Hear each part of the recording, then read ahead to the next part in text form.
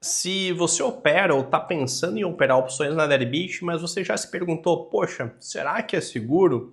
Esse vídeo aqui é para você. Eu fiz um bate-papo bem especial com o Renan Ramos, que é o head da Deribit aqui para América Latina. E ele explicou em detalhes como que funciona a questão tecnológica, como que é o aspecto de segurança na Deribit, no que se refere à tecnologia, também entrou em aspectos de como funciona a gestão, a governança, quais os tipos de players que operam na Deribit, entre outros conteúdos inéditos e bem interessantes que não tem em nenhum outro lugar do YouTube por aí. Então, vem comigo que o bate-papo tá bem legal. Se você opera ou tá pensando em operar, esse vídeo tá realmente imperdível.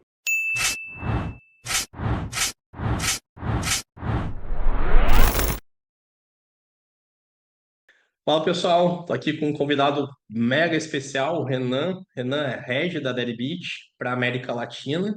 Já passar a palavra para ele para que ele se apresente. E nesse vídeo aqui, vou procurar explorar ao máximo com vocês, com a presença dele, sobre as questões relativas à segurança da Deribit. Uma das principais perguntas que eu recebo é em relação à segurança da Deribit. E o Renan aqui, gentilmente, se dispôs a gravar esse conteúdo para tentar esclarecer para vocês da melhor maneira possível esse assunto. Mas antes da gente conversar, se apresenta aí para o pessoal que não te conhece, Renan. Fala, Carlos, beleza? Obrigado pelo convite. Para quem não me conhece, meu nome é Renan. Eu sou head, como você falou, sou head de América Latina aqui na Deribit. Eu toco não só Brasil, mas todos os outros países da América Latina, e aí Colômbia, México, acho que são os principais, e Argentina também. No ambiente cripto, acho que eles são os mais relevantes. E, obviamente, Brasil também. E aí, antes da gente falar mais a fundo sobre segurança, para quem não conhece, eu acredito que tenha uma parte da tua audiência que ainda não sabe o que é a Deribit, quando que a gente começou, se a gente tem relevância no mercado. Então, só para dar um overview assim bem breve, a gente é uma exchange, é uma corretora e aí, nosso foco é o institucional. Mas isso não significa que o investidor retail, né, o investidor varejo, não possa operar com a gente.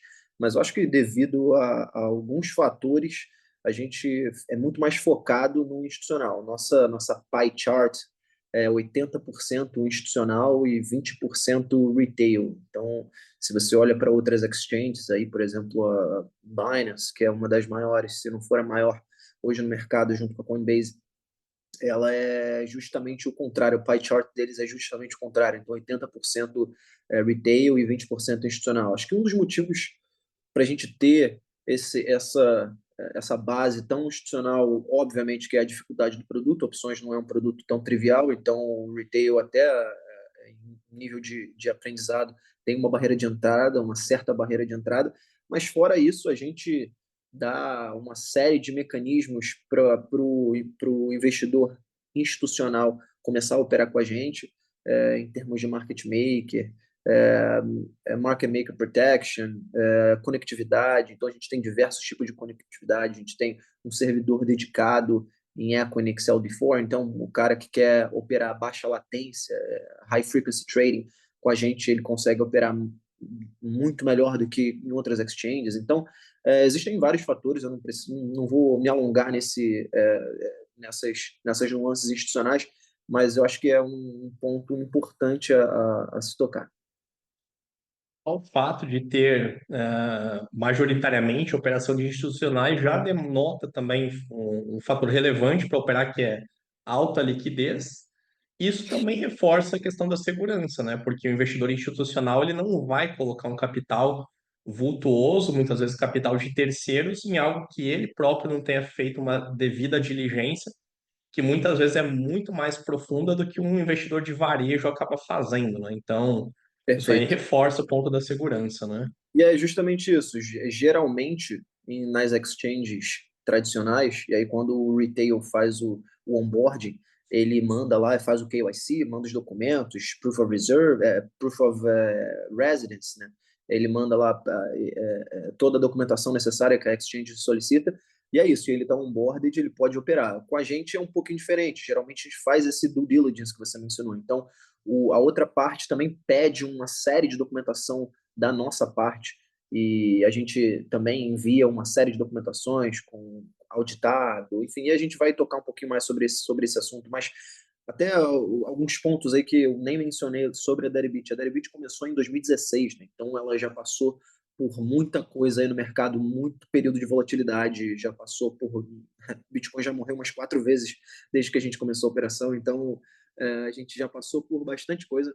A gente viu a FTX quebrar, a gente viu Terra Luna, a gente viu Three Arrow Capital, Celsius, BlockFi, enfim, algumas coisas aí pelo caminho a gente já experienciou e eu acho que isso dá uma bagagem, uma robustez para a gente em termos de confiabilidade. Mas fora isso, eu vou falar um pouquinho mais sobre termos de segurança e o que a gente tem, o que a gente está aprimorando e o que mudou desde 2016 para cá também.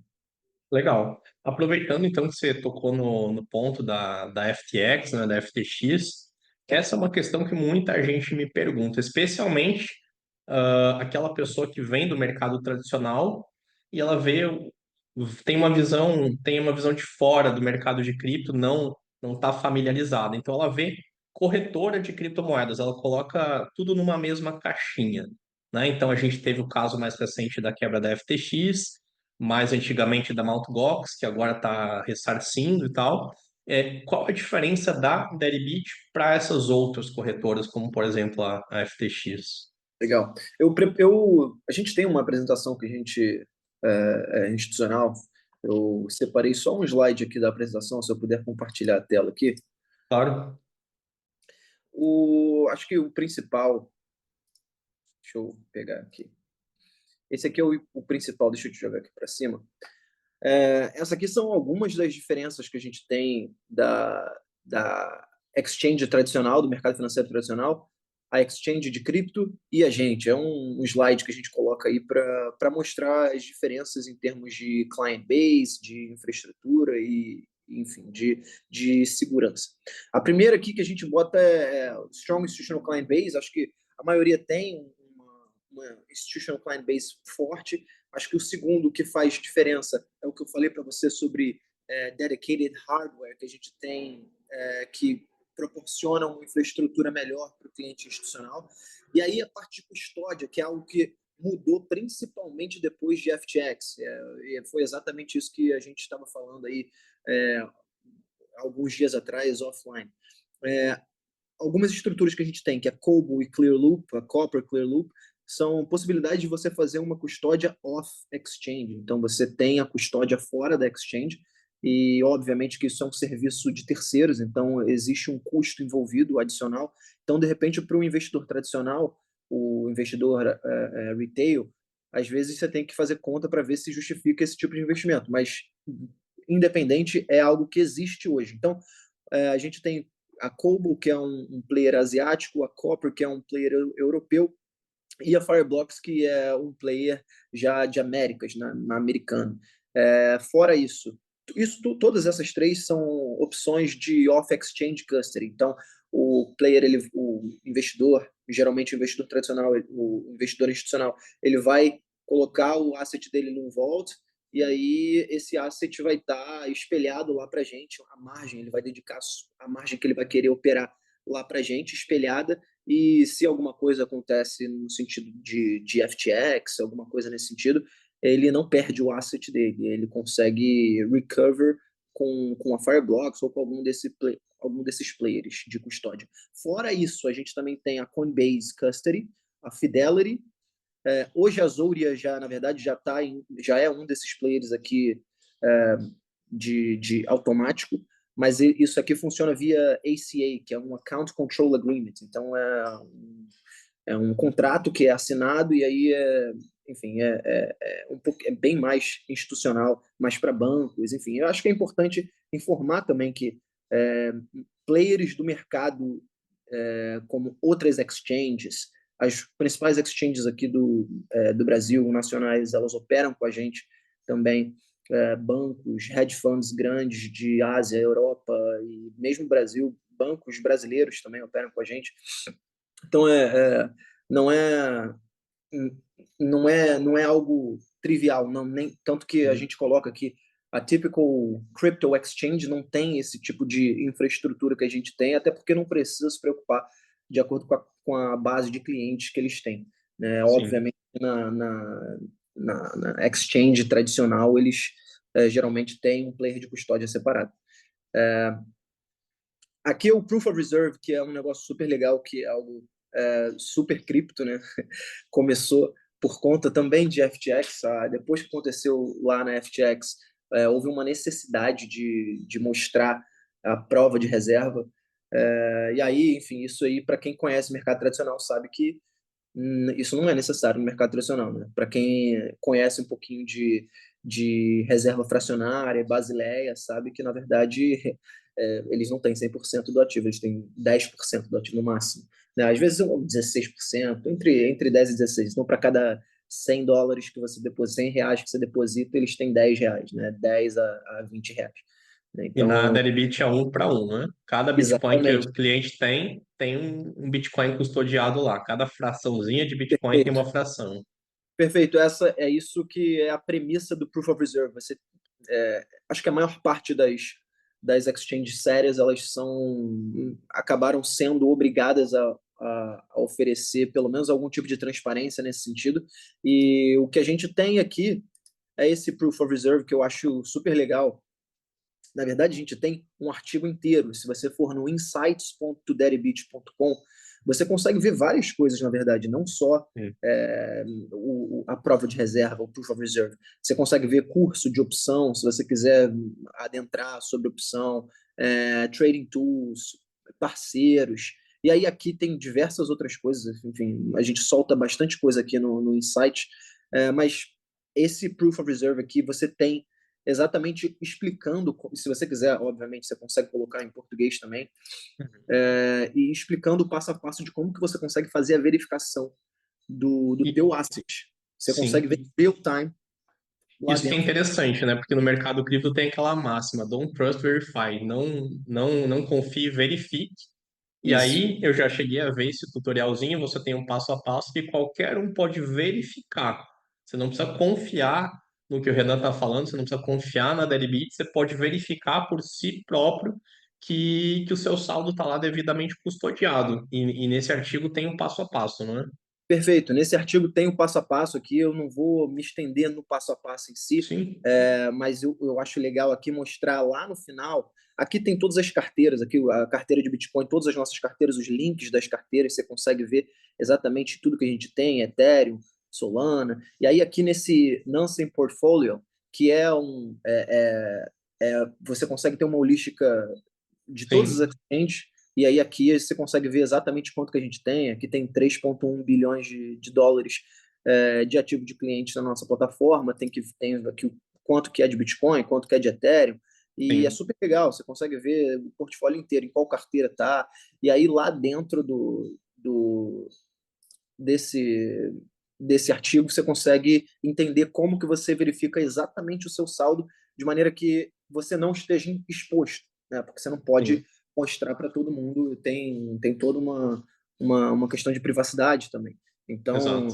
a gente consegue alinhar essa parte de privacidade e transparência de uma maneira bem coesa. Eu acho que um dos motivos, óbvio, é passar credibilidade. Eu acho que o outro motivo, e um dos motivos pelo qual a gente consegue fazer isso de maneira tão coesa, é a quantidade de ativos que a gente tem. Então, se a gente olha lá uma outra exchange, a gente tem aqui, dá para contar no dedo, que é Bitcoin, Ethereum, Solana, Ripple, e aqui Polygon tá zerado, aqui a carteira, nem tem nada, é o Sim, nosso. Então, a gente tem poucos ativos, então é mais fácil de você fazer a contabilidade.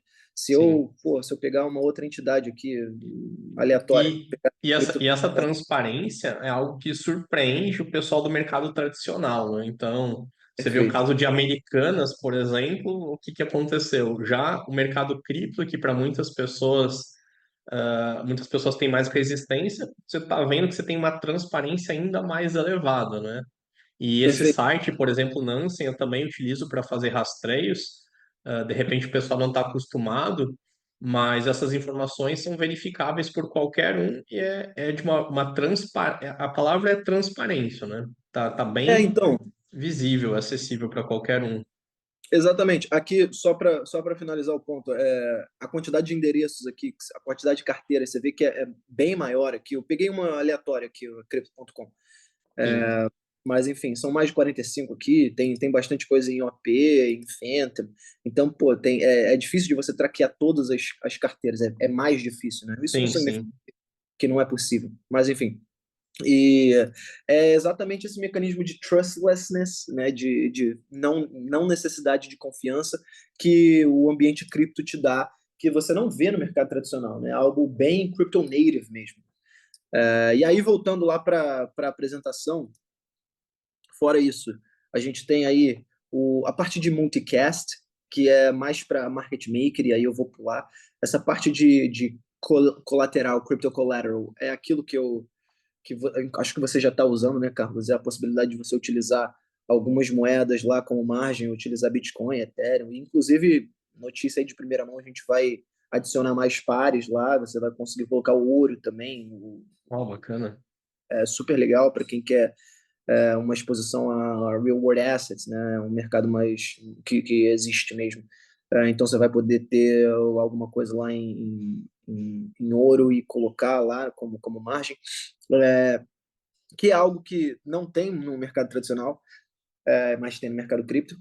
E as certificações que existem no mercado tradicional e nem todas as exchanges cripto têm, que é a ISO 27001 e a SOC 2, que são certificações internacionais de segurança, de diligência. Justamente, se você tem uma certificação dessa, isso já pressupõe alguns passos no que tange governança, segurança, que você teve que aderir à sua empresa para você conseguir essas certificações. Então, e não é algo trivial, não é simples, tá? De conseguir. Então, é realmente um big deal.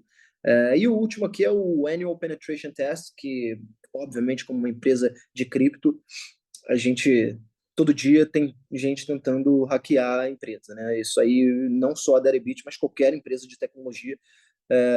Tem até uma máxima no mercado que se você nunca foi hackeado, it's just a matter of when, né? Então é só porque provavelmente você vai ser hackeado em algum tempo. Então aqui o Annual Penetration Test também é algo que se tornou importante para o mercado.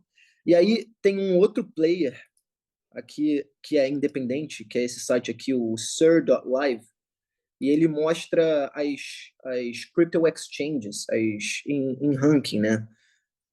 A gente está aqui no número 13 no ranking de segurança, e aí só que se você for ver os principais, é porque eles pedem um proof of reserve auditado, e a gente não faz auditoria porque está tudo on-chain, né? Mas, anyway, a gente vai adicionar uma auditoria, porque, enfim, tem muito player do mercado tradicional que solicita esse tipo de informação, e aí a gente vai colocar lá também, lá dentro.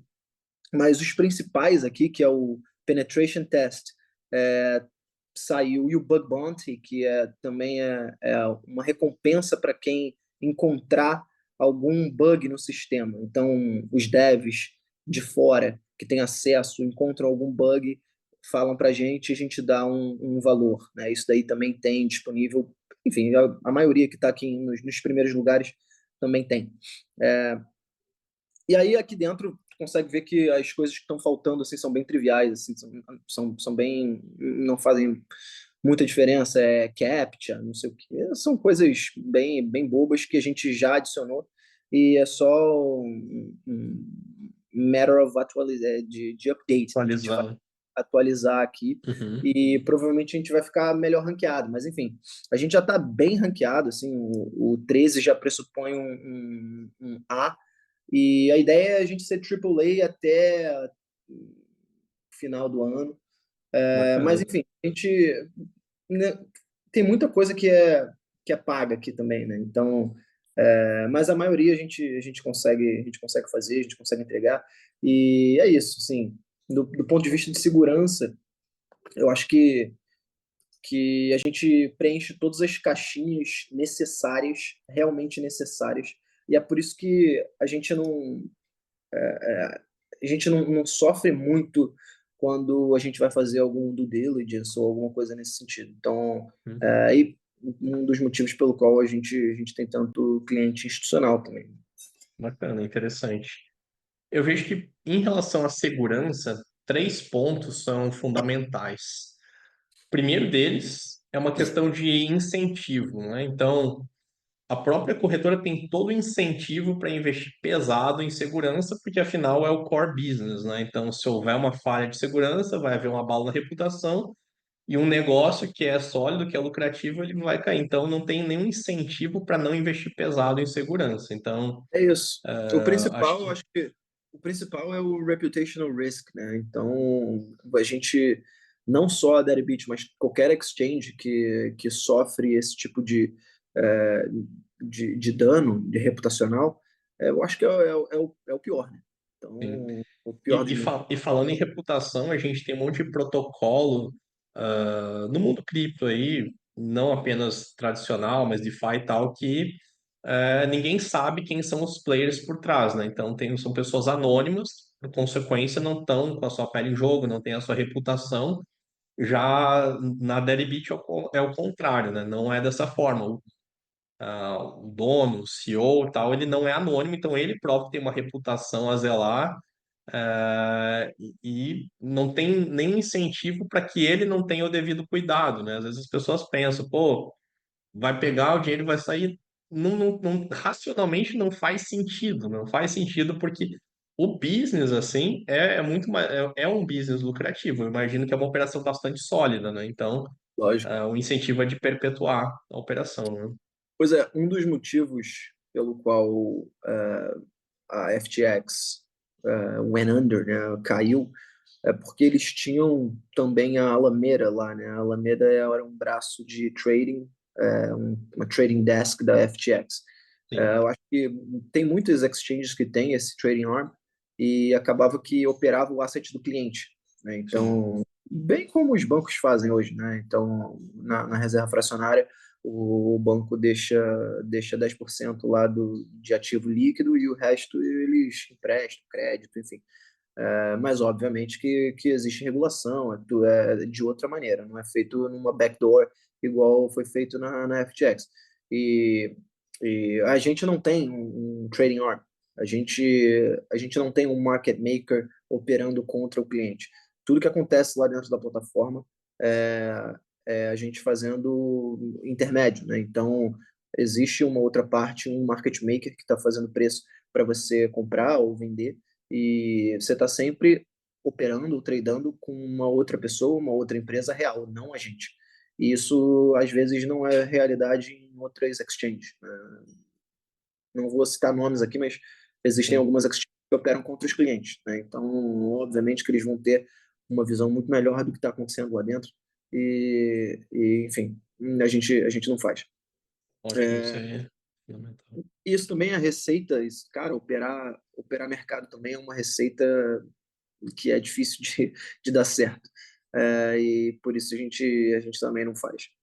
E, enfim, Bacana. a gente tem sim alguns braços, alguns investimentos em termos de VC, a gente investe em outros protocolos, já inclusive protocolos de DeFi que a gente acredita, principalmente os que envolvem opções, derivativos em geral, mas, enfim, não é trading em si, né?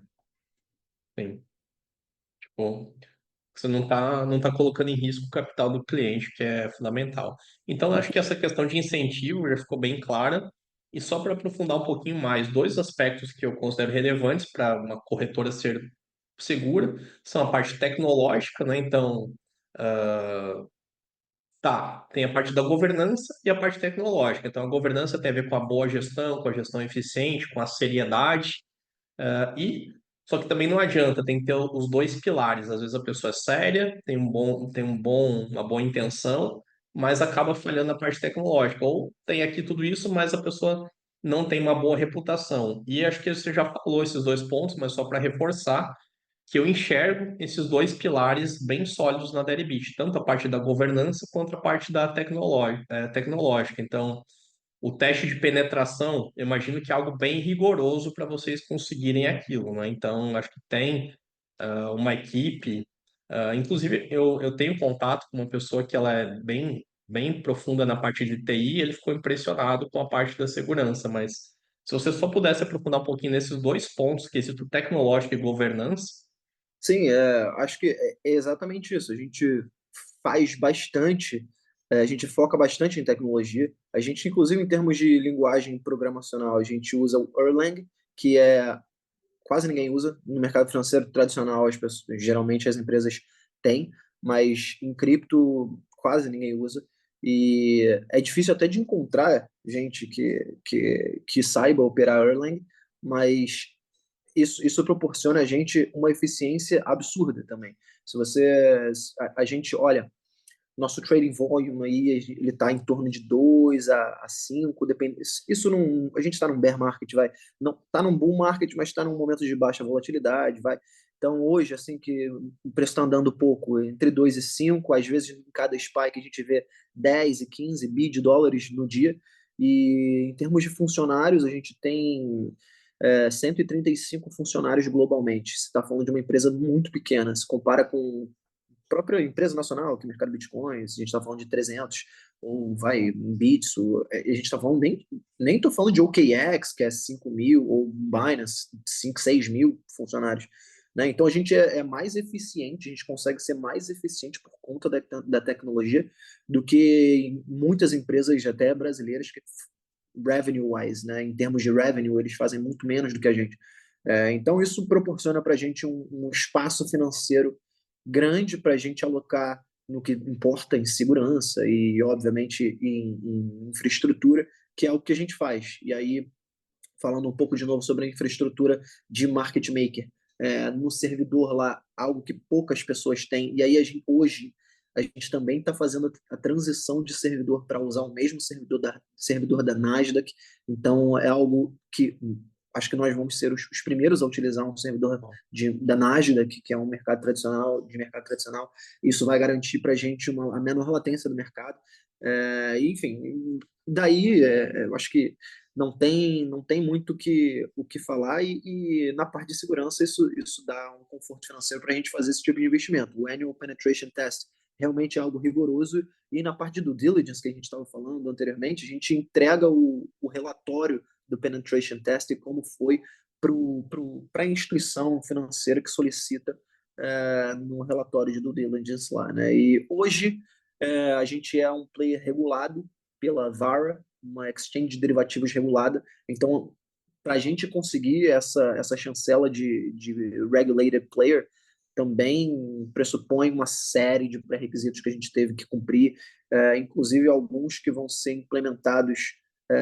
E aí eu acho que em alguns meses vai ser um teste para saber o seu nível de entendimento, porque obviamente a gente tem alguns clientes que não sabem muito bem o que estão fazendo e acabam perdendo dinheiro na plataforma, e a gente não quer que isso aconteça. As pessoas que acham que a gente quer que a pessoa perca dinheiro, elas estão delusional. Claro que não, a gente quer que, se o cara perde dinheiro, ele nunca Lógico, mais opera. Ele é lógico, um cliente que nunca mais volta. sim. Então, a gente prefere um cliente que ganhe sempre, pouco e sempre, do que um cliente É, que perca sempre. é Aquele o cara não. LTV, né? O lifetime value do cliente. Quanto Exatamente. mais Então, tempo ele ficar, mais receita vocês vão ter. perfeito. E é por isso que a gente oferece cursos gratuitos, tanto na plataforma, a gente faz podcast, a gente tenta dar a maior quantidade de informação possível para o Sim. cliente. E a E Deribit é a primeira corretora de derivativos a conseguir esse certificado VARA, não?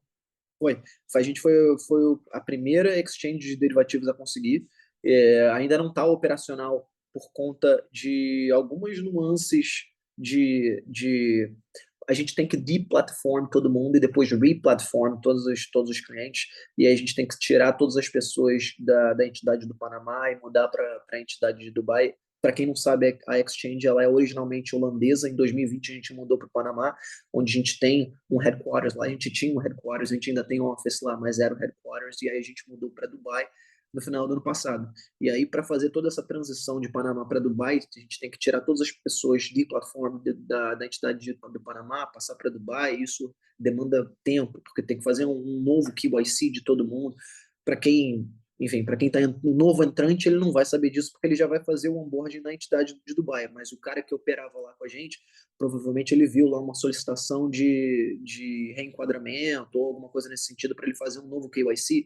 E isso aí, em alguns meses, vai ser necessário também fazer esse testezinho que eu mencionei para saber o seu nível de Sim. investimento, né? E passado esse período de transição, a corretora vai estar sujeita à jurisdição de Dubai, exclusivamente, isso? Perfeito.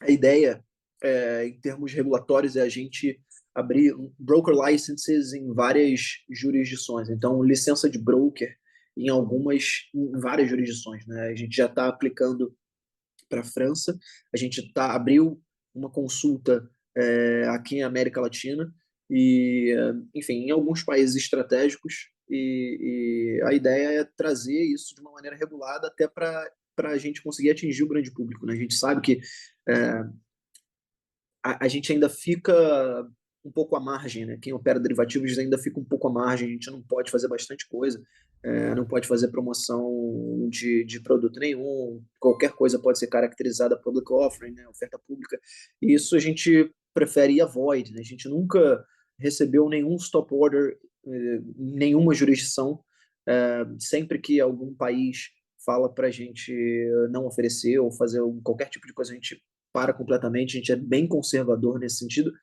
até porque a gente não pode correr riscos com a base de clientes que a gente tem. Então a gente prefere sair completamente. Os Estados Unidos, acho que a gente estava tendo essa conversa aí, em algum momento a gente já conversou sobre isso. O residente dos Estados Unidos não pode operar com a gente e a gente realmente não atende nenhum residente dos Estados Unidos, até por conta de regulação. Isso eventualmente eu acredito que vai mudar e está perto de mudar, é, se, principalmente se o Trump ganhar. Se o Trump ganhar, isso. Exatamente. Sim. Se ele não ganhar, eu acho que demora mais um pouco, mas também acho que é inevitável. Mas hoje a realidade em termos regulatórios nos Estados Unidos ela é complicada. Então, eu diria que é um mercado mais restrito do que o chinês, porque a realidade é que o chinês não pode nada, mas faz tudo, né? Então, uma das nossas maiores bases de clientes é China, né? Então, é Europa e China.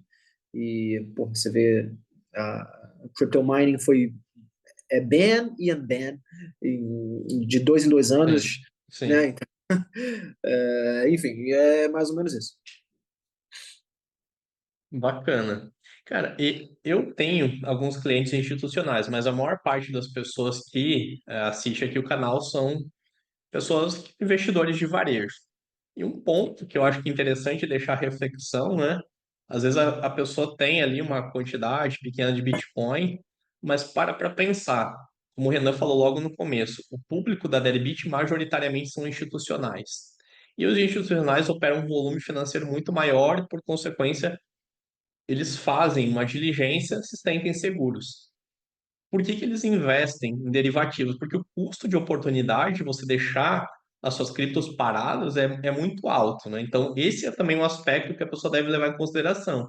Ah, tá lá na Ledger, mas, pô, seu Bitcoin, se você estivesse rentabilizando ou fazendo hedge, você estaria aumentando a sua quantidade de criptos, né? E a possibilidade para isso, o instrumento financeiro para isso são derivativos, em particular, em especial, opções, né? Então, existe também esse outro ponto, que é o custo de oportunidade de deixar as moedas paradas, né? Pois esse é um dos motivos pelo qual a gente vê os investidores institucionais operando com a gente antes, né? E aí, desde lá de trás, desde 2016, 17, a plataforma começou a pegar mesmo em final de 17, início de 18. E aí, os primeiros, quem tem mais interesse em derivativo são os investidores institucionais. Primeiro, pelo hedge. Então, o cara, ele vai começar uma operação, a primeira coisa que ele tem que pensar é como que eu vou fazer a proteção do meu portfólio, como que eu vou proteger é, a minha estrutura. Primeiro, principalmente quem opera, quem tem receita em Bitcoin, então os mineradores são players que operam opções e derivativos desde sempre, porque a principal, imagina, a principal fonte de renda de um minerador é Bitcoin. E ele necessariamente vai ter que vender o Bitcoin, porque ele não pode não vender. Ele tem que pagar os custos. Então, faz mais sentido para ele vender num preço futuro, com uma valorização, enfim. E aí ele faz a estratégia, geralmente cover calls, que é algo mais simples e menos difícil de entender. Cover call direto e consegue pagar as despesas de maneira simples e tranquila. Porque necessariamente ele vai ter que vender aquele Bitcoin. E aí, Uhum. fora isso, o segundo ponto de hedge aí, de proteção que utiliza bastante a gente são outras exchanges, como eu falei anteriormente, tem muita receita no próprio ativo, por corretagem, margem, enfim, e aí acabam fazendo receita no ativo e querem fazer hedge, precisam fazer hedge. E aí depois, obviamente, o outro tipo de player são tesourarias em geral, hedge funds, e aí a gente já vai para mais high frequency trade, market makers, e aí são uma infinidade de tipos de cliente, o cara que é mais direcional, menos direcional, market neutral, enfim, tem uma infinidade de Sim, estratégias utilizadas lá sim. dentro. Muitas corretoras utilizam a Derbit para deixar render nos ativos, aí oferecem esse produto, renda essa moeda aqui, só que ela repassa uma pequena fração do lucro que ela já obtém aqui, né? Então, se a pessoa puder fazer direto na fonte, obviamente, Inclusive protocolos de DeFi, tá? Tem sim, muito sim, protocolo de DeFi que, enfim, que opera com a gente e vende bacana. lá, que é DeFi. Então, mas beleza, Renan. Tipo, te agradeço bastante. Acho que o foco aqui seria a gente tratar do aspecto segurança. Eu acredito que esclareceu bastante da parte tecnológica, incentivos, reputação, histórico, os clientes, né, o tipo de público que a corretora atende, a abrangência. E, assim, eu deixo aqui também meu testemunho pessoal.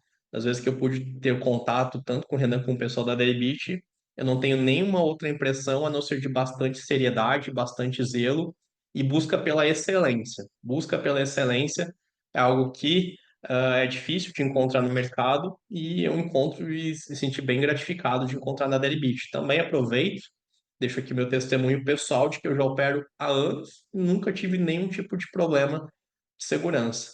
E, mais uma vez, agradeço aqui sua presença, sua participação e esclarecimento para o pessoal aqui da audiência, Renan.